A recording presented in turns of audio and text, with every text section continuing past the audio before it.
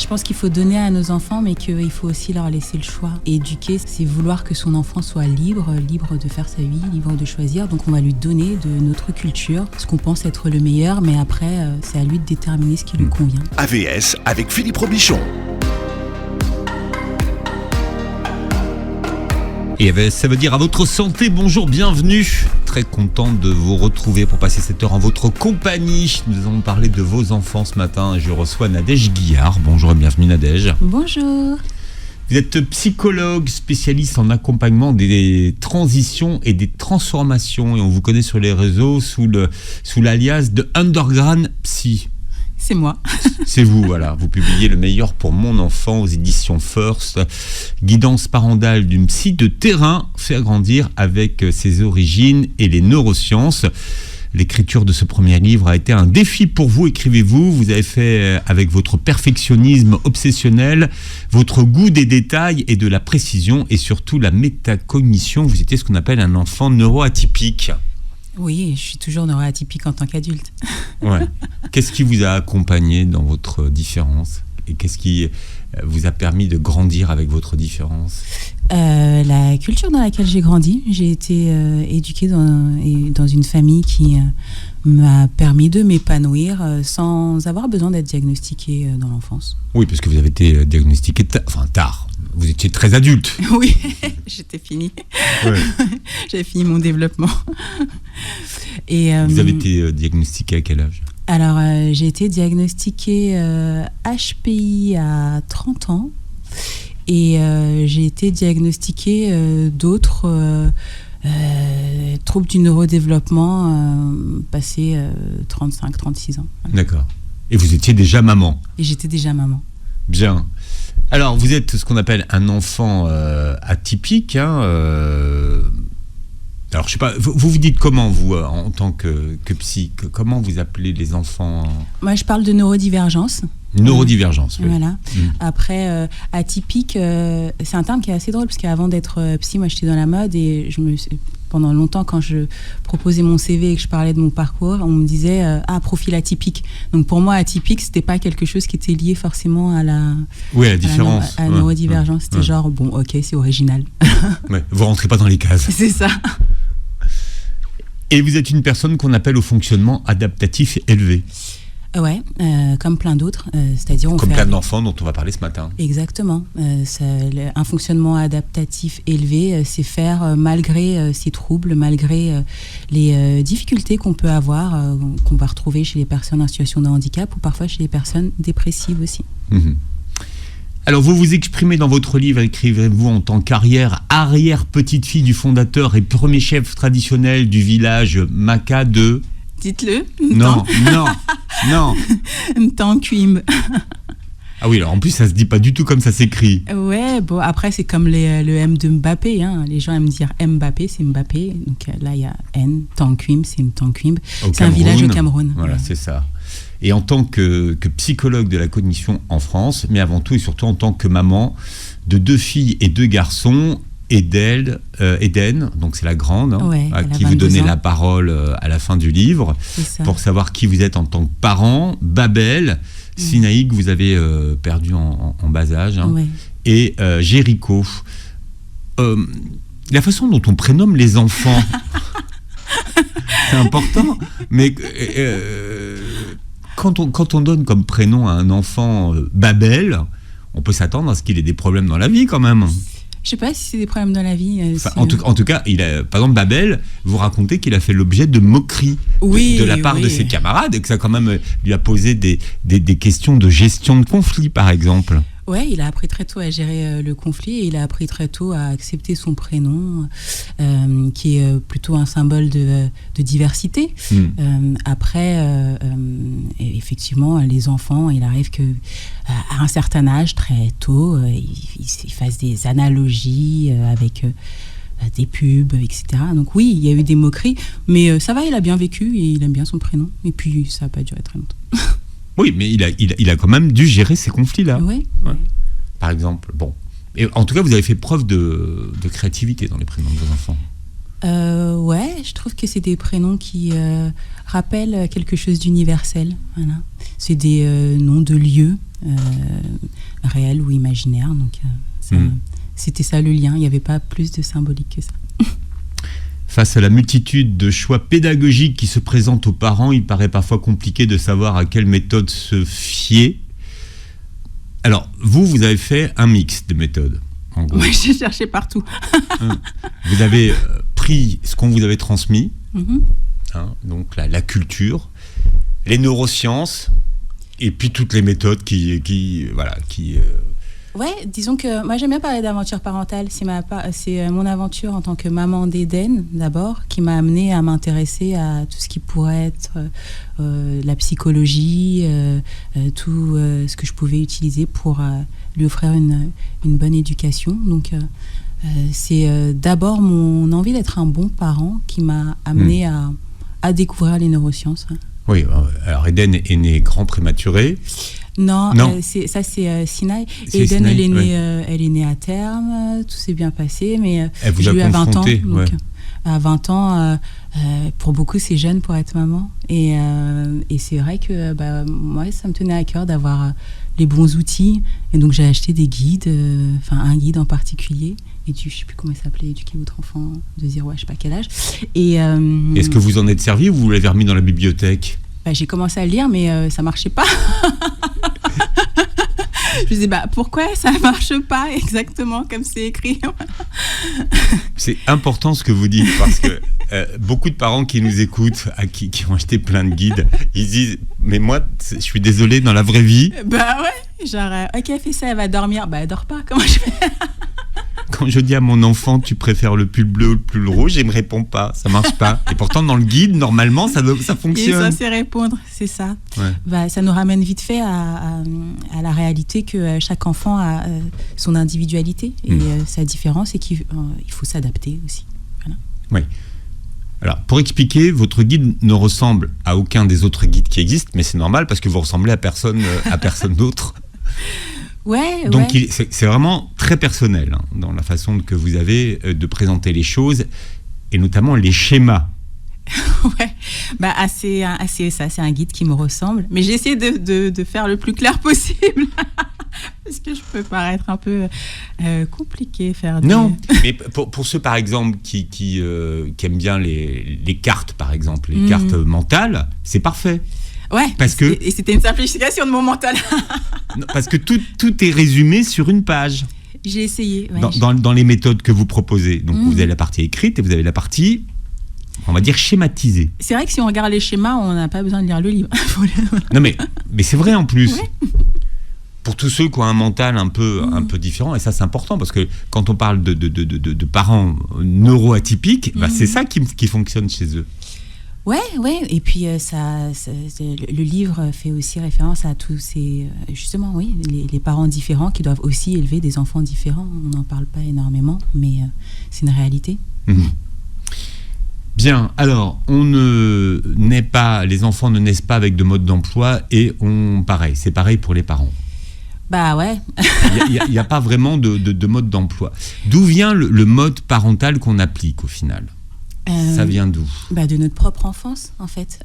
On va reproduire des schémas, des choses qui nous ont paru utiles pour nous-mêmes ou qu'on a détesté avec nos propres parents. Et donc, on va s'efforcer de les transmettre ou pas. D'abord. Donc, ce qui veut dire que le parent qu'on est, c'est d'abord un héritage de nos propres parents. Même si on se dit, oh là là, je ne serai pas comme mes parents. Ouais, le parent qu'on est, c'est un ancien enfant. Ouais. Donc après, et c'est marrant ce que vous dites, je veux pas être comme mes parents, mais souvent... vous l'entendez ça, vous avez entendu oui, et puis on se retrouve à faire des trucs où on se voit en train de faire quelque chose, on se fait « mais c'est comme maman !» Donc, ça nous échappe. Je ferai pas comme mes parents, je serai surtout pas comme vous. Ouais, donc il y a aussi la question du conditionnement. Dans quel contexte on est éduqué, dans quel milieu, où est-ce qu'on a grandi, tout ça, ça nous imprègne. Même si on a grandi dans un contexte d'immigration. Oui, de toute façon, on doit grandir. Parce qu'on hérite de ses racines. On est le fruit de sa culture. Voilà. Et on va hériter de ce qu'on va bien vouloir garder, de ce qui va nous être transmis par par les parents, mais aussi de nous, ce qu'on va sélectionner dans l'environnement comme nutriments en tant que fruits. Mmh. Vous, finalement, est-ce que vous arrivez à faire la part des choses de ce qui vous vient de votre héritage culturel et de ce que vous avez appris ? En plus, vous avez épousé quelqu'un qui n'est pas du tout de votre culture. Hein. Ouais, ça amène du coup à se rendre compte qu'il y a quand même des valeurs universelles. Et donc, il y a des choses qui sont dans la culture Maka, Bantou, qu'on va retrouver dans d'autres cultures. Et il y a des choses qui sont universelles dans l'éducation. Hein. Les ethnologues comme Claude Lévi-Strauss l'ont montré. Voilà, il y a des choses qui sont partagées dans les cultures. Donc, moi, je m'appuie d'abord sur ça, parce que je trouve que c'est beau, c'est ce qui rend les gens humains, c'est le lien qu'on a entre humains. Et après, il y a des spécificités en fonction du groupe communautaire dans lequel on est, parce qu'on ne choisit pas là où on est. Et après, effectivement, c'est ce que les parents vont répéter au quotidien. Qu'est-ce qui va se passer tous les week-ends, chez quel tonton on va aller, quelle fête on va célébrer, qui fréquentait notre maison, notre appartement quand on était enfant. Voilà, c'est tout ça qui va nous permettre d'avoir des clés pour devenir un adulte composé. On verra ce que ça veut dire que de devenir un adulte tout à l'heure. Éduquer, c'est façonner des prisonniers de nos cultures capables de s'en libérer. Ouais, j'aime bien cette phrase. Hein. Je pense qu'il faut donner à nos enfants, mais qu'il faut aussi leur laisser le choix. Voilà. Éduquer, c'est vouloir que son enfant soit libre de faire sa vie, libre de choisir. Donc on va lui donner de notre culture ce qu'on pense être le meilleur, mais après, c'est à lui de déterminer ce qui lui convient. Une question que vous posez, c'est comment éduquer en conciliant différentes références culturelles. Et vous parlez du processus d'enculturation. Qu'est-ce que vous appelez le processus d'enculturation ? Alors, l'enculturation, c'est ce qui permet aux gens de ne pas être incultes. Donc, et inculte celui qui ignore sa culture. L'enculturation, c'est tous les processus qui vont permettre aux gens d'acquérir des connaissances. Donc, que ce soit l'éducation en famille, l'éducation à l'école, toutes les interactions qu'on va avoir qui vont nous donner de la culture. Mmh. Mais qu'est-ce que ça veut dire et qu'est-ce que ça signifie finalement de relier un enfant à des racines non occidentales quand on est dans un espace culturel français ? Eh ben, c'est la part de l'histoire, j'ai envie de dire aussi. C'est bien de connaître l'histoire. On aime connaître l'histoire de l'humanité. On veut savoir ce qu'ils faisaient les gens à la préhistoire. Et il y a des histoires qui sont familiales et c'est important que les enfants les connaissent pour savoir d'où ils viennent. La question, c'est de comment... Elles peuvent être multiples. Oui. Surtout, encore une fois, dans un contexte d'immigration. Et de métissage, et dans le monde dans lequel on vit aujourd'hui. Et comment est-ce qu'on évite la dissonance culturelle dans ces cas-là ? On s'accroche à tout ce qui a eu d'universel. Ouais. C'est le corps, hein, comme on dit en anglais, le cœur, l'essence. Et après, le reste, c'est de la composition qui peut varier en fonction de nos cheminements dans la vie, des besoins des uns et des autres. Voilà. Il y a différents niveaux dans les valeurs. Il y a des valeurs primordiales, voilà, et puis après il y a les secondaires.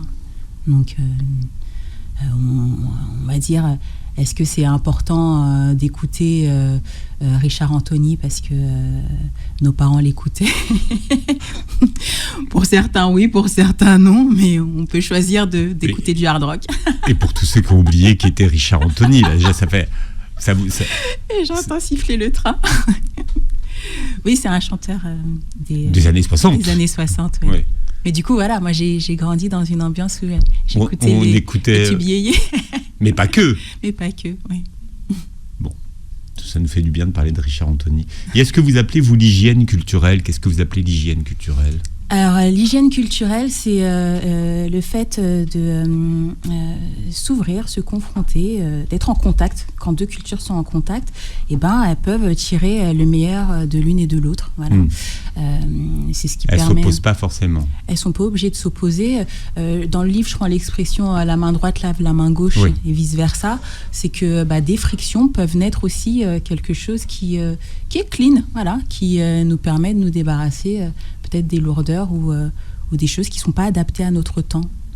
parce que on doit vivre aussi dans son temps. Voilà, Nadège Guillard est notre invitée aujourd'hui, psychologue qui publie Le meilleur pour mon enfant chez First. Ça naît aussi de beaucoup de rencontres que vous avez fait, beaucoup d'ateliers que vous avez animés, beaucoup de gens que vous avez reçus dans votre cabinet. Hein. En consultation, oui, c'est un livre qui reflète aussi tout ce que j'ai pu apprendre de mon parcours et qui n'était pas forcément lié à la psychologie, de par j'ai eu un moment une aventure politique. Ça m'a aussi permis de rencontrer pas mal de parents, d'aller à la rencontre des gens chez eux, dans les quartiers, et j'en ai tiré beaucoup d'apprentissage. Ça m'a beaucoup appris.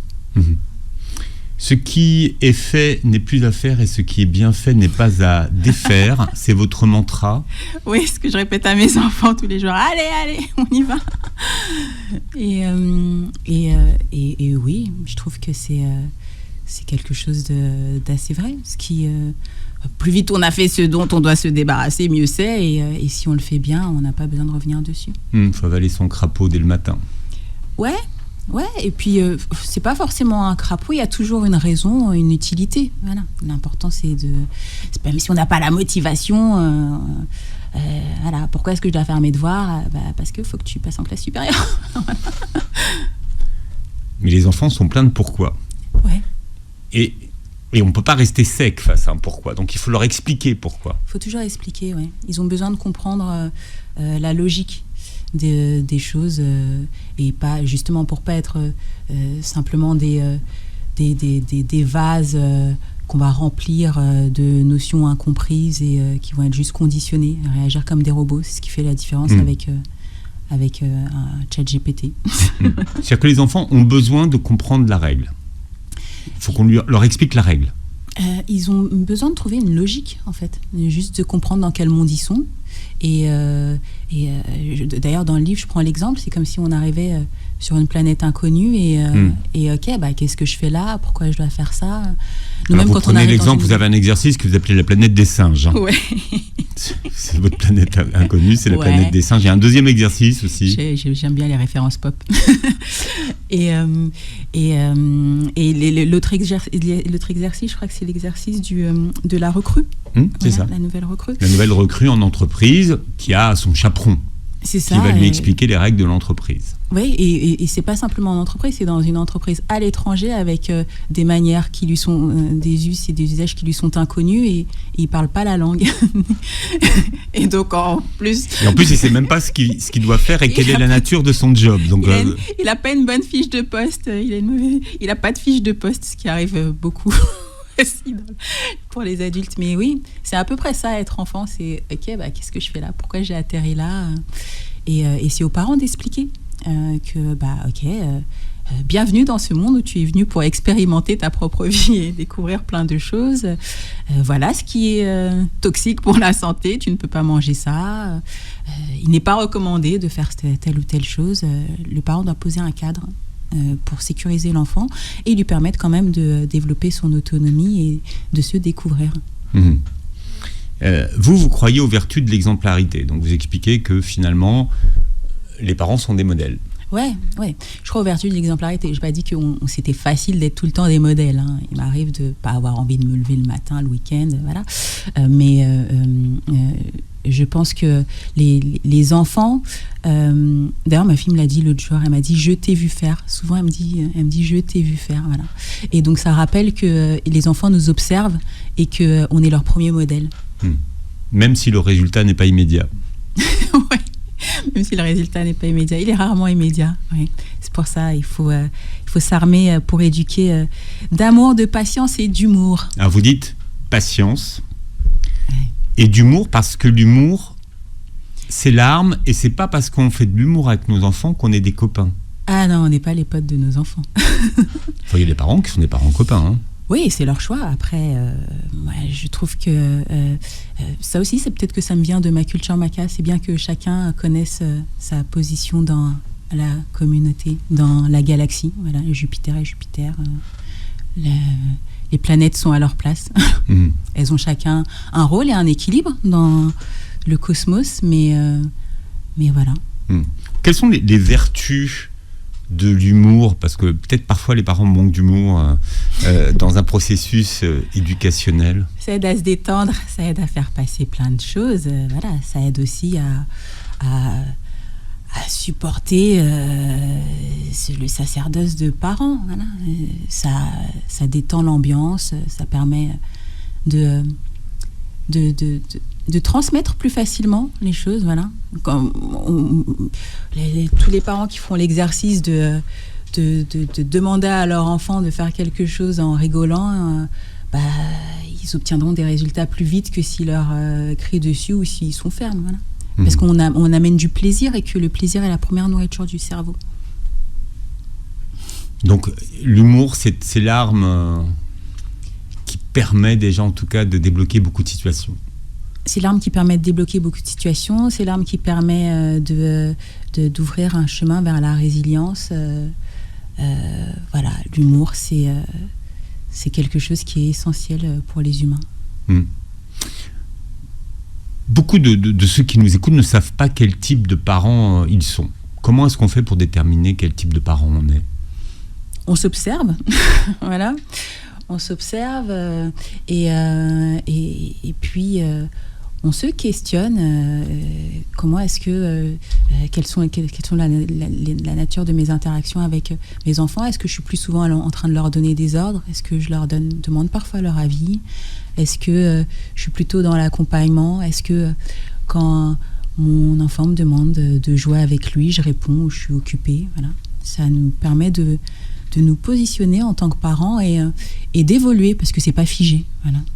On a tous un potentiel d'évolution, heureusement, et c'est important de le savoir.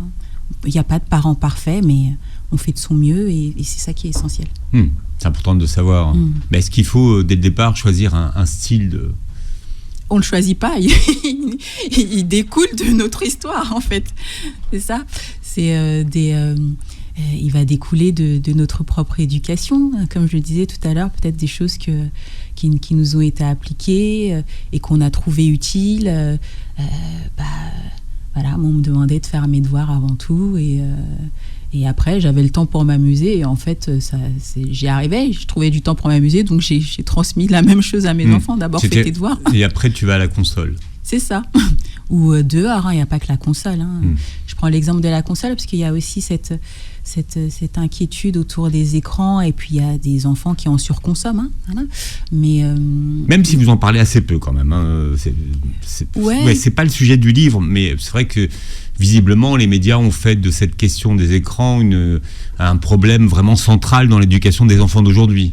Oui, parce qu'il y en a qui ont accès aux écrans trop tôt. Et puis, c'est surtout la question de l'utilisation. Il faut apprendre aux enfants à utiliser les écrans de manière appropriée. Je prends l'exemple, il y a quelques jours, mon fils doit passer le brevet cette année. Et donc, je lui ai dit, ok, demande à ChatGPT de te faire un questionnaire sur...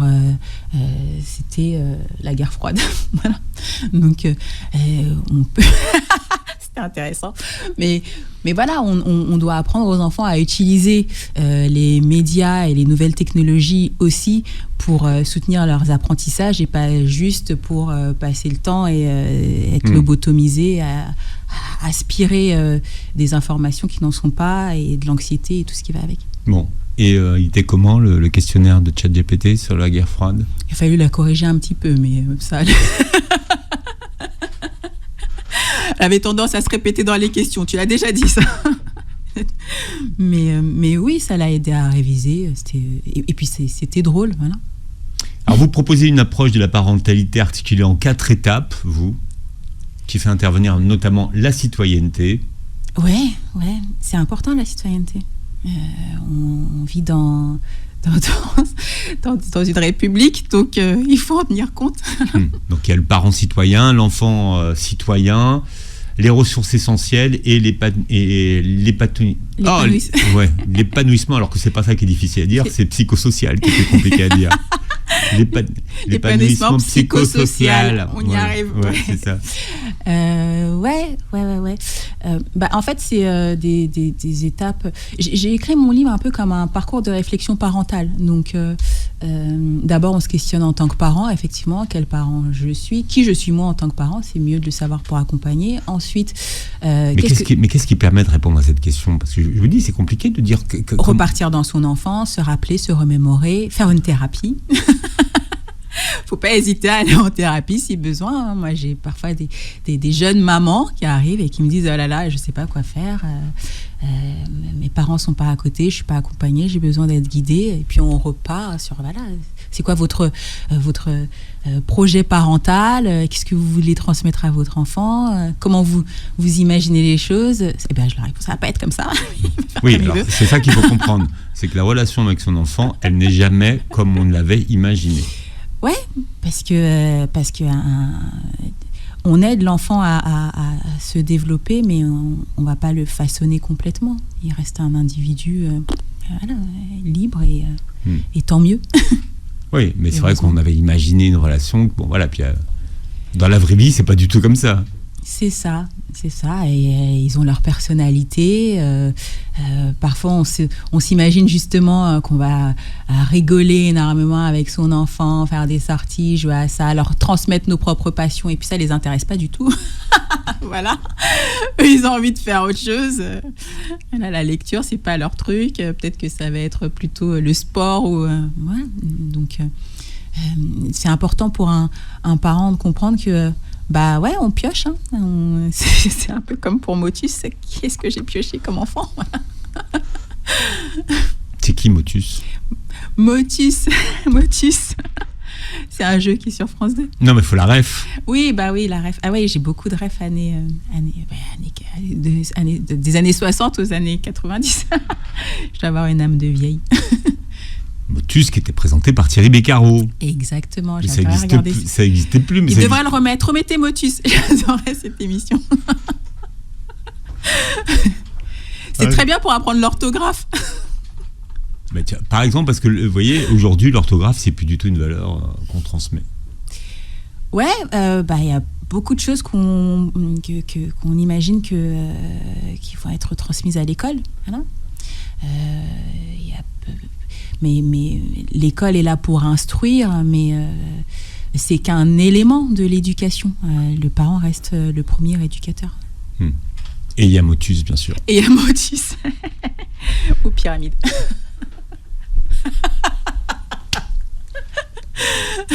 Pyramide. Mais vous avez perdu, là. Spéciale dédicace à Pépita. Voilà. Spéciale dédicace à Pépita, oui. Ouais, c'est vrai. La pyramide. Dites donc, vous avez des références, alors, ouais. Ouais, mais... Ça fait tellement longtemps qu'on ne m'avait pas parlé de pyramide. Moi, j'ai grandi avec ces jeux, justement, qui m'ont permis c'était comme ça que je m'amusais, moi. Et puis, question pour un champion avec Julien Lepers à l'époque, voilà. Avec Nadège Guillard, qui est notre invité aujourd'hui, qui publie Le meilleur pour mon enfant, faire grandir avec ses origines et les neurosciences. Bon, les neurosciences aujourd'hui sont un peu convoquées à toutes les sauces. Ah ouais, c'est la mode, mais c'est bien. Comme ça permet aux personnes d'être sensibilisées. Il faut démocratiser les sciences.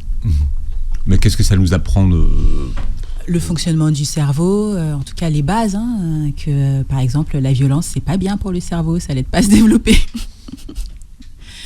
Et ça s'est prouvé scientifiquement. Donc les neurosciences, ça permet aussi de comprendre qu'il y a différentes étapes dans le développement d'un enfant, et donc on peut pas lui demander la même chose à 2 ans qu'à 10 ans ou qu'à 16 ans, et que l'adolescence aussi a des effets. Enfin, on n'avait pas besoin des neurosciences pour nous l'expliquer, ça, franchement. Ouais, après, ça dépend des parents, encore une fois. Il y en a qui sont très exigeants avec leur enfant, et ça peut être nécessaire pour eux de comprendre qu'ils leur demandent des choses qui ne sont pas accessibles en fonction de l'âge. Par rapport à l'âge. Les psychologues, avant les neurosciences, nous proposaient 4 modèles parentaux. Vous en avez inventé un 5e. Ouais, moi le mode proximal. J'ai rajouté le mode proximal. Ouais. Qu'est-ce que vous appelez le mode proximal ? C'est le mode un peu de parents d'urgence, je dirais, qui doit être hyper présent, hyper à l'écoute des besoins de l'enfant. Donc c'est le mode qu'on va adopter quand on accueille un enfant, un nourrisson, voilà, parce qu'il a besoin vraiment qu'on soit vraiment 100% là, à 200% à son écoute. Et c'est le mode qu'on va aussi adopter quand on va avoir un enfant qui passe par des phases difficiles. Parfois, il est nécessaire que le parent se remette à la pleine disposition de son enfant pour l'accompagner, l'aider à passer des chagrins. Voilà. Et puis c'est surtout le mode que moi j'ai pu découvrir, parce que c'est un mode qu'appliquent beaucoup de parents d'enfants en situation de handicap, où ils sont à 200-300% là, quitte à s'oublier eux-mêmes. Et donc oui, il manquait ce mode proximal. Mmh.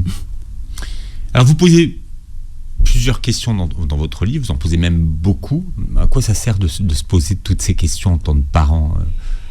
Alors, à quoi ça sert On a demandé à Eden de répondre.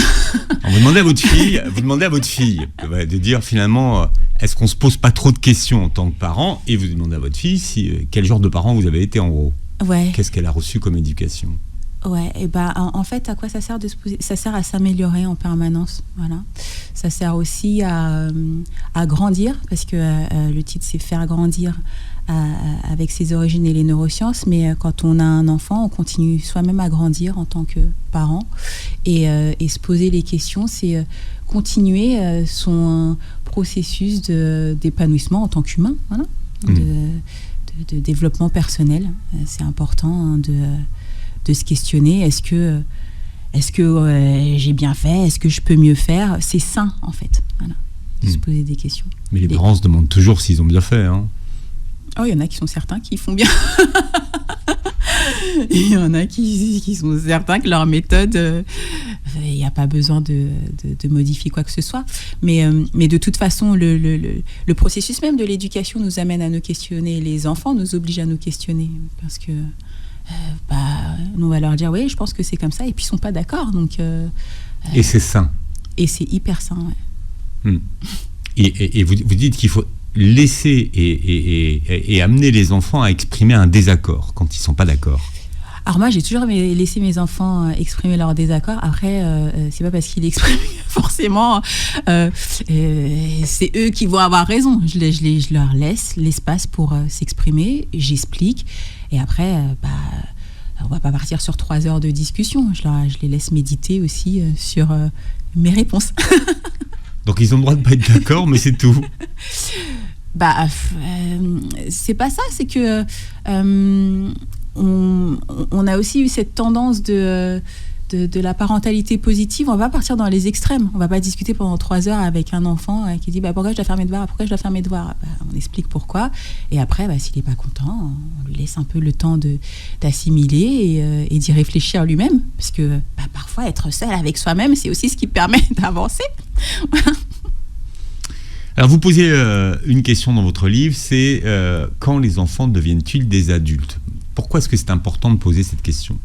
C'est important dans la société dans laquelle on vit, parce que c'est une vraie question qui renvoie à plein de problématiques sociétales et d'actualité, notamment celle autour du consentement sexuel et de toutes tout ce que ça va impliquer, et donc c'est important de se demander quand est-ce qu'un enfant devient adulte. Il n'y a pas une réponse, moi je parle... Il n'y a pas une réponse... voilà. Après, il y a la réponse des neurosciences. Moi, je parle de maturité. Voilà. On peut parler de maturité cognitive, de maturité émotionnelle, de maturité dans différents plans. Voilà. Donc vous distinguez 4 formes de maturité. Oui, aujourd'hui, on sait par exemple, les neurosciences nous apprennent que certaines aires du cerveau n'ont pas fini leur développement avant la fin de la vingtaine, fin de vingtaine, notamment celles qui permettent de prendre des décisions. Et donc, ça questionne sur est-ce que à 18 ans, on est en capacité de prendre les bonnes décisions et donc d'être responsable de tout ce qu'on nous demande d'être responsable, ou à 15 ou à 13, pour des différents âges auxquels ça renvoie. Ouais. Et vous vous souvenez d'à quel âge vous êtes devenu adulte ? Je sais pas, je me rappelle de mes 18 ans où je me suis dit ok, c'est ça, bon bah c'était comme hier, voilà. Et surtout c'est une expérience qui m'a marquée là récemment, c'est que j'ai fait des interventions dans des collèges et des lycées, et donc j'intervenais avec des ados qui avaient 13, 14, 15 ans, et à un moment je leur ai demandé est-ce que vous êtes des adultes, et on a plus des 3/4 qui m'ont répondu oui. Et j'ai trouvé ça triste en fait, parce que pourquoi? Mais s'ils se sentaient adultes, c'était parce qu'ils avaient des responsabilités qu'ils ne devaient pas avoir à leur âge, voilà. Ils se sentaient adultes aussi parce que potentiellement ils étaient les personnes les plus matures qu'ils voyaient dans leur entourage, donc ça m'a vraiment amené à me questionner sur pas mal de choses. Donc finalement, à quel moment on est adulte? C'est quand on est prêt. On est adulte quand on est prêt. Ouais. C'est la réponse que vous donnez dans votre livre. C'est la réponse que je donne dans mon livre. Ouais. Mais après, on a des impératifs. Il y a la loi, voilà, qui dit qu'à 18 ans, on est responsable. Mais en vrai, on est adulte quand on est prêt. Ouais. On voit bien que de toute façon, même heureusement qu'à 18 ans, on ne lâche pas les enfants dans la nature. Il y en a qui restent très longtemps à la maison. Il y a des tanguis. Bon, ça, c'est une référence plus récente. Oui. Mais encore que. Il y a plein de gens qui ont vu le film, j'espère. Il était drôle. Une question qui revient souvent dans la bouche des parents, c'est comment exercer son autorité de parent. Alors, comment est-ce qu'on répond à cette question? Alors, moi, j'y réponds, je dis avec bientraitance. Voilà. Oui, mais ça ne veut rien dire, ça. Parce que sinon, ça voudrait dire qu'il y a de la maltraitance. Il y en a. Il y a de la maltraitance. C'est plutôt. J'ai choisi le mot bientraitance parce que, en fait, les gens parlent souvent de bienveillance. Et mais c'est comme la bienveillance, pareil. C'est un concept qu'on utilise tellement aujourd'hui qui ne veut plus rien dire. On a beaucoup plus utilisé le terme bienveillance qui est en mode oui, c'est bienveillant, mais on ne comprenait pas vraiment ce que ça voulait dire. Et puis on peut faire plein de choses par bienveillance qui ne sont pas bien traitantes, voilà. Qui sont maltraitantes. Voilà. Donc, notamment avec les personnes en situation de handicap, on prend des décisions par bienveillance, mais du coup on leur enlève de leur autodétermination. Est-ce que c'est bien traitant? Non. Voilà. Donc c'est pour ça que j'ai choisi le terme bien traitant, c'est s'assurer qu'on traite correctement, sans violence, sans on ne peut pas demander à tout le monde d'être bienveillant, mais on peut exiger que tout le monde soit bien traitant pour limiter les dégâts. Ouais. Alors vous dites que la fermeté et la souplesse sont deux facettes essentielles de l'autorité parentale. Vous m'expliquez les deux qui s'opposent? Ouais. Vous la définissez comment, la fermeté finalement parentale? C'est que c'est important pour l'enfant d'avoir des références et donc des positions qui vont pas tout le temps être mouvantes, voilà. Sinon ça apporte aussi de l'insécurité. Donc quand je parle de fermeté, c'est plutôt sur ça, sur des règles, de la cohérence, voilà. Donc il faut être constant, c'est ça que vous expliquez, que finalement quand on dicte une règle, il ne faut pas qu'elle change en cours de partie. Si elle change toutes les 5 minutes, c'est compliqué pour l'enfant. Ouais. Après, la souplesse, c'est que même si...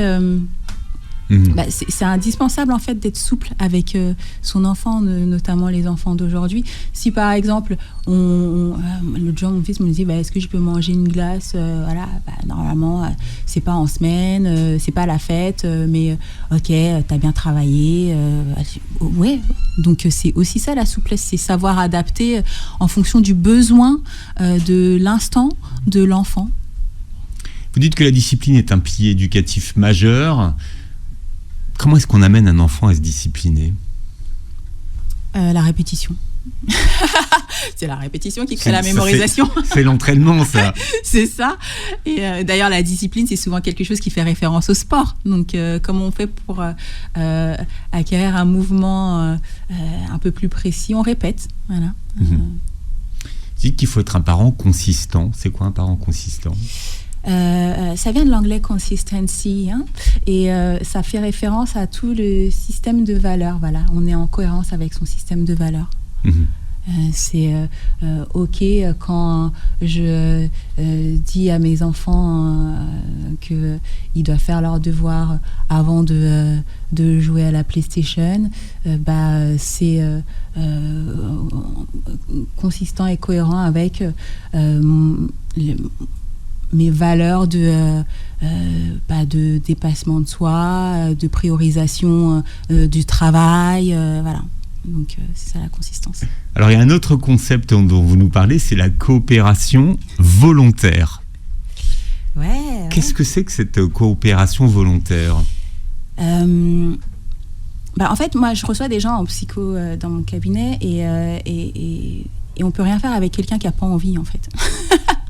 Donc on doit amener son enfant à coopérer et c'est pour ça que... Vous parlez de conditionnement opérant. Ouais.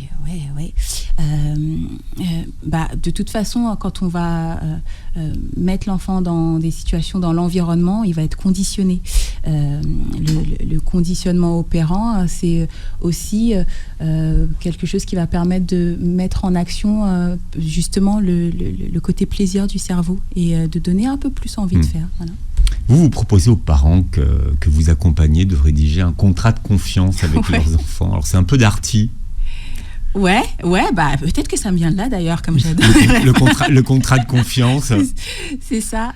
Et revisable annuellement en plus. Ouais, et après au moins annuellement, mais je trouve important d'expliciter à son enfant qui on est et quel rôle on a auprès de lui en fait. C'est que dans le contrat de confiance que j'avais par exemple, et cette idée m'est venue quand Eden devait avoir 8-10 ans, je ne sais plus, et c'était l'idée de lui expliquer quel était mon rôle en tant que parent et pourquoi je lui demandais des choses et qu'est-ce qu'elle pouvait faire elle pour s'aider à grandir. Voilà. Et donc, elle a 22 ans aujourd'hui, vous lui avez demandé donc, à la fin du livre d'expliquer quel type de parent vous avez été. D'abord, est-ce que vous avez appris des choses dans ce qu'elle a écrit ? Ouais, pas mal. Ouais, Qu'elle vous avait jamais dites ? Ouais, des choses. Je retiens d'ailleurs une phrase où elle dit j'ai appris que la bienveillance c'est de l'amour. Et du coup, je l'ai réutilisé. Ça, je le réutilise en cabinet. Donc, copyright. C'est ça. Ouais. Mais oui, ça m'a permis de voir ce qu'elle a vu depuis sa position d'enfant, de mon rôle de parent, de nos interactions avec son père et de la dynamique familiale qu'on avait. Mais l'amour, ça ne veut pas dire forcément dire à son enfant qu'on l'aime tous les jours. Ah non, on n'est pas obligé de le répéter tous les jours. Non, mais il y a même des parents, et dans ma génération, les parents ne disaient pas à leurs enfants qu'ils les aimaient. Après, l'important, c'est de le montrer. Voilà. On revient à la cohérence. C'est dans les actions qu'on va faire quotidiennement, les gestes. Mais il y a beaucoup de parents qui n'étaient pas à l'aise avec ça. Oui, surtout chez les afrodescendants. C'était pas quelque chose de... c'est marrant, oui. Je pense que c'est quelque chose que j'ai appris, moi, de dire régulièrement « Oh, je t'aime », voilà. Mais c'est pas parce que mes parents me le répétaient pas toujours que moi, je le savais pas. Voilà. Et la suite est dans votre livre, Le meilleur pour mon enfant, faire grandir avec ses origines et les neurosciences aux éditions First. Vous réécouterez l'émission en podcast sur beurrefm.net et sur les plateformes qui reprennent l'émission. Et vous verrez la captation de cette émission sur notre chaîne YouTube. Merci. Ce petit sourire à la caméra. Alors là, moi je dis... Merci de m'avoir reçu, c'est un plaisir. Vous verrez le sourire à la caméra. Merci d'avoir été avec nous et passez une très belle journée santé sur Beurre FM. Et bonne fête des mamans.